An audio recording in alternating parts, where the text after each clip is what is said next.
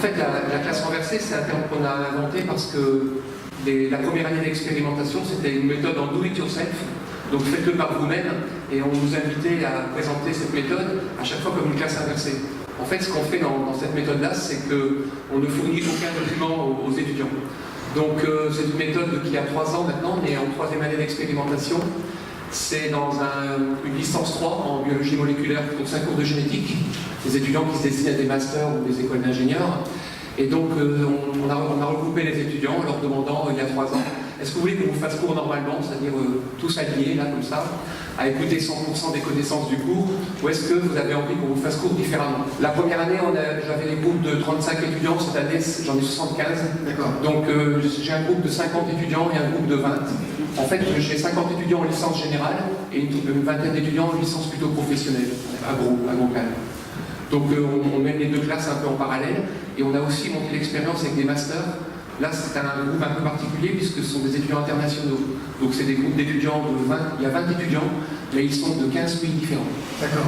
Et alors quand vous dites que vous étiez en do-it-yourself, en biologie moléculaire, ça veut dire quoi? Il y a des laboratoires et chacun fait ce qu'il veut, c'est pas alors, en fait, la provocation, c'était de dire aux étudiants, puisque c'est un cours qui fait 24 heures de cours, il y avait une douzaine de chapitres, et les étudiants doivent apprendre le fonctionnement des chromosomes, de l'ADN, de l'hérédité. Enfin, c'est un cours moléculaire assez pointu. On leur a dit, voilà, vous allez tout faire par vous-même. Donc c'est vraiment du do-it-yourself à 100%. Donc on a dit aux étudiants, le cours, non seulement vous allez construire le cours vous-même, aucun document ne vous sera donné, aucun livre, aucun CD, aucun site, rien. Totalement rien. Donc vous allez construire le cours vous-même, vous allez écrire le cours vous-même, vous allez le construire, vous allez le dispenser dans la classe, vous allez le dispenser aux autres étudiants. Le professeur va devenir l'élève, d'où le nom de classe renversée. Donc moi je suis le seul dans ma classe à avoir des devoirs quand je rentre chez moi.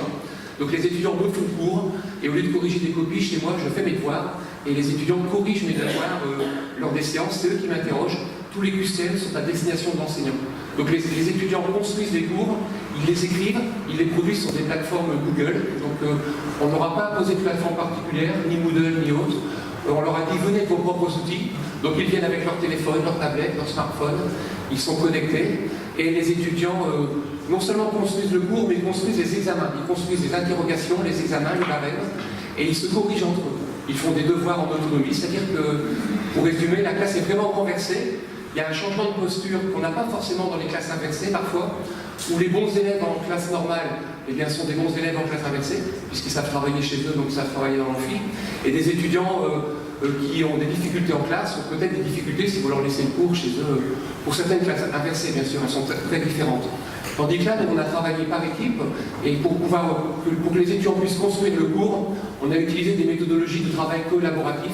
C'est-à-dire que la provocation, c'est de leur dire vous faites tout par vous-même, il y a toute une organisation, les étudiants sont répartis en équipes, le casting est fait de manière très pointilleuse, c'est-à-dire que ce sont des équipes de 6 à 8 étudiants, avec dans chaque équipe de très bons étudiants d'un niveau scolaire, c'est-à-dire des étudiants qui ont souvent 13, 14, 15 de moyenne, qui ont toujours été dans les premiers de leur classe, des étudiants qui ont beaucoup de difficultés en mélangeant, et les étudiants co-construisent les cours.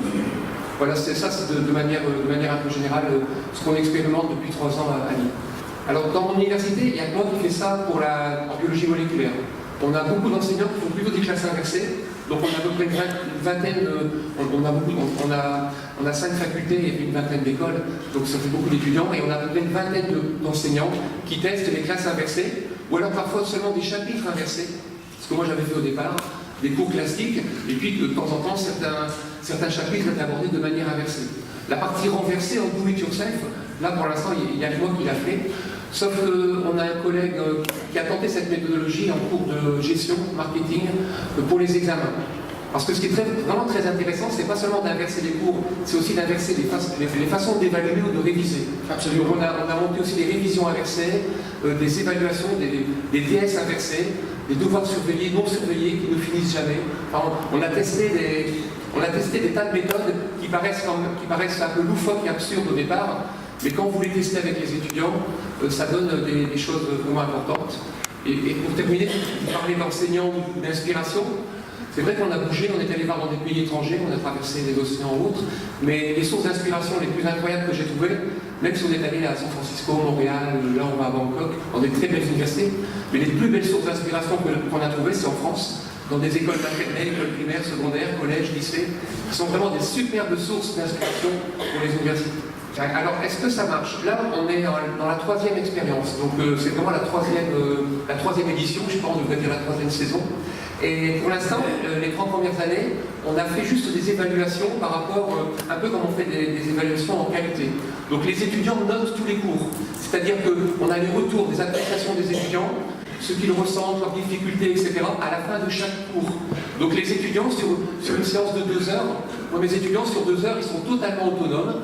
Il y a juste le premier quart d'heure où j'ai la main et les 5 dernières minutes. Donc le premier quart d'heure, on leur fait des exercices un peu particuliers. Ensuite, ils sont autonomes pendant 1h30 ou 2 heures, ça dépend des temps. Et à la fin, ils sont toujours évalués, ils évaluent le cours. C'est-à-dire qu'on les suit pour savoir si ça leur convient ou pas.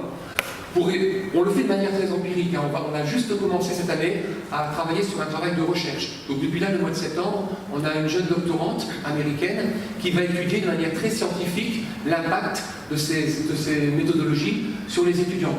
L'efficacité dans l'apprentissage, l'efficacité dans le team building, l'efficacité dans le développement de certaines compétences.